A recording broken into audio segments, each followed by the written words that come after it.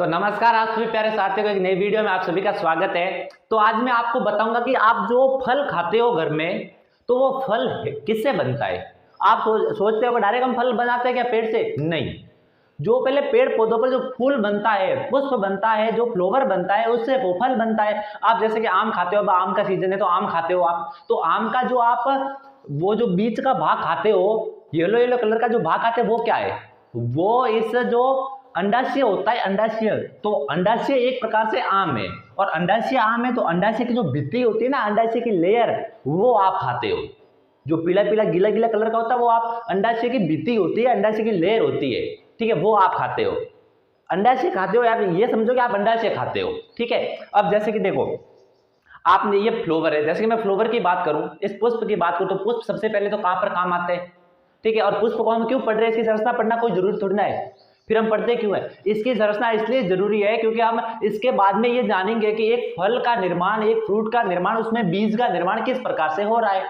इससे पहले ये पढ़ना बहुत जरूरी है, इसलिए हम पढ़ रहे हैं। तो आप ये फ्लावर देख रहे होंगे, ठीक है, फ्लावर का ये पीछे का भाग देख रहे होंगे, और ये व्हाइट व्हाइट ये जो रंगीन कलर की देख रहे हो, ये भी देख रहे हो, पंखुड़ियां देख रहे हो, तो ये क्या है और ये इसको क्या कहते हैं साइंस की भाषा के अंदर? आप क्या कहते हो इनको? आप अलग अलग लैंग्वेज के अंदर कहते होंगे, लेकिन साइंस की लैंग्वेज के अंदर क्या कहते हैं वो हम आज पूरा जानेंगे इसके बारे में। तो 5 मिनट के वीडियो के अंदर मैं आपको बहुत सारी डिटेल देने वाला हूं, तो वीडियो अंत तक देखें, और यदि आप चैनल पर पहली बार हो तो जरूर लाइक और सब्सक्राइब करें। तो मैं आपको बता देता हूं कि पुष्प की संरचना के अंदर पुष्प के मुख्य 4 भाग पड़ते हैं। पुष्प के कौन कौन से 4 भाग है? सबसे पहले तो बाह्य दलपुंज जिसे कैलिक्स कहते हैं, दलपुंज जिसे कोरोला कहते हैं, पुंकेसर जिसे स्टेमन कहते हैं, इस तरीके से जिसे कार्पेल कहते हैं। अब सर ये क्या काम आते हैं? अब देखो ये कहां पर होते हैं पुष्प के अंदर, देखो ये तो आप देखो एक ये बाकी वाली भाग हो गया पीछे। अब मैं आपको बता देता हूं कि अब देखो मैं इसको हटा देता हूं। आप जो ये देख रहे हो पुष्प के जस्ट पीछे, सबसे पीछे आप हरे हरे कलर के जो भाग देख रहे हो, आपको शायद ही दिख रहा होगा, लेकिन आप पुष्प को देखोगे तो इस प्रकार से आपको हरे हरे कलर के जो भाग दिखेंगे, इन भाग को कहा जाता है बाह्य दल पुंज, कैलिक्स कहा जाता है। अब ये तो मतलब बहुत सारे होते हैं ऐसे, ठीक है, ऐसे मतलब चारों तरफ से पुष्प के चारों तरफ नीचे फैले हुए होते हैं। यदि आप ये नहीं दिख रहा है तो आप ध्यान रखना कि जब टमाटर लाते हो या फिर मिर्च लाते हो, उसके जो पीछे हरे हरे कलर के रह जाते हैं, सभी के नहीं, कभी कभी हरे हरे कलर के रह जाते हैं टमाटर और मिर्च के अंदर, तो वो बाह्य दल पुंज है, बाह्य दल पुंज कैलिक्स है। अब सर इसका क्या काम है? जब देखो पुष्प छोटा होता है, पुष्प बहुत छोटा होता है फिर बड़ा होगा, ठीक है, तो पुष्प बहुत छोटा होता है तो छोटे पुष्प की रक्षा करता है, वो कहने कलिका की रक्षा करता है, उसकी मतलब सुरक्षा करता है। तो अब बाह्य दल पुंज अधिकांश हरे रंग का होता है। सबसे पहले तो ये बात का ध्यान रखना, आप किसी भी पुष्प को उठा के देखोगे ना, घर जाके देखना, घर पे आपके पुष्प होंगे कहीं पर, तो आपकी देखना कि पीछे की तरफ हरे हरे कलर का होगा, वो बाह्य दल पुंज होगा। तो ये हरे रंग का होता है जो प्रारंभ में पुष्प की सुरक्षा करता है। इसकी इकाई क्या कहलाती है? इकाई का मतलब होता है ये बहुत सारे ग्रुप के अंदर होते हैं, तो जब एक भाग को तोड़ेंगे ना, इसकी इकाई मतलब एक भाग, तो एक भाग को इसको क्या कहा जाता है? सेपल। इस बात का ध्यान। अब आता है दलपुंज।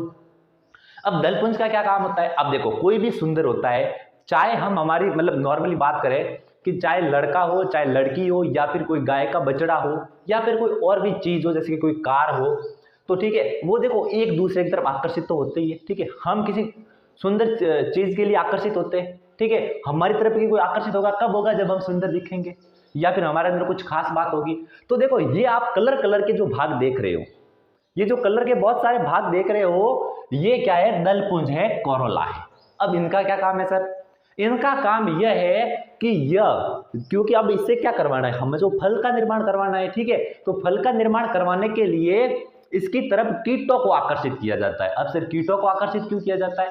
क्योंकि कीटों के द्वारा जो नर जनन तंत्र का जो मुख्य भाग है परागकण, पराग कणों को स्त्री केसर पर लाने के लिए, ये इसमें इस पराग कोश के अंदर क्या होते हैं? पराग कण होते हैं।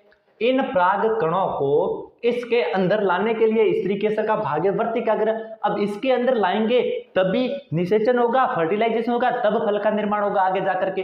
तो इन पुंकेसर को, ठीक है, कहने में इन पराग कणों को यहाँ तक लाने के लिए कीटों की जरूरत होगी। सर ये कीटों से कैसे आएंगे? जब देखो कोई भी कीट है, ठीक है, जैसे मधुमक्खी है, मधुमक्खी इस पर बैठेगी, फूल पर बैठेगी, क्योंकि रस के लिए फूल पर बैठती है वो मधुमक्खी, ठीक है। तो जैसे ही मधुमक्खी इस पर बैठेगी तो मधुमक्खी के पैरों के अंदर ये लग जाएंगे, परागकण होते हैं वो परागकण पैरों में लग जाएंगे इनके, ठीक है। तो जैसे ही वो मधुमक्खी वापस इस भाग पर बैठेगी तो वो परागकण यहाँ पर चिपचिपा पदार्थ होता है तो यहाँ पर चिप जाएंगे वो पदार्थ, ठीक है। तो यहाँ पर ये परागकण अब यहाँ पर पहुंच गए, तो ये कीटों को इसलिए जरूरी है कि कीटों को आकर्षित किया जाता है, इसलिए ये बहुत ही सुंदर कलर का, हम भी आकर्षित हो जाते हैं तो कीट तो क्या चीज है, ठीक है। तो कीट तो अपने आप आकर्षित हो जाएंगे। अब इन भाग के अंदर में एक भाग को तोड़ करके ये देखो, ये एक भाग मैंने तोड़ दिया। अब जो ये भाग दिख रहा है इसको कहा जाता है पेटल, इसकी इकाई है कैनिबल, एक भाग है इसका, ठीक है। दल पुंज के एक भाग को पेटल कहा जाता है, ठीक है। तो ये एक भाग है तो ये पेटल है। अब सर बात आती है कि पुष्प के मुख्य जनन में भाग लेना। अब ये बाह्य दल पुंज और दल पुंज है, जनन में भाग नहीं ले रहे थे, रिप्रोडक्शन में भाग नहीं ले रहे थे। अब जनन में कौन से भाग लेंगे? जनन के अंदर पुंकेसर और स्त्री केसर, पुंकेसर स्टेमन और कार्पेल, ये दोनों जनन के अंदर भाग लेंगे।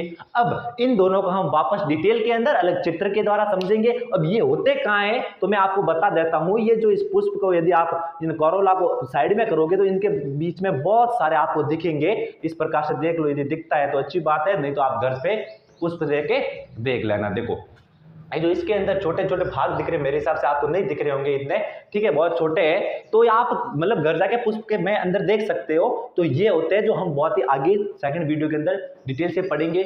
यदि आपको सेशन पसंद आए तो जरूर लाइक और सब्सक्राइब करना, नहीं पसंद आए तो मत करना, कोई जरूरी नहीं है। तब तक के लिए आप सभी को धन्यवाद।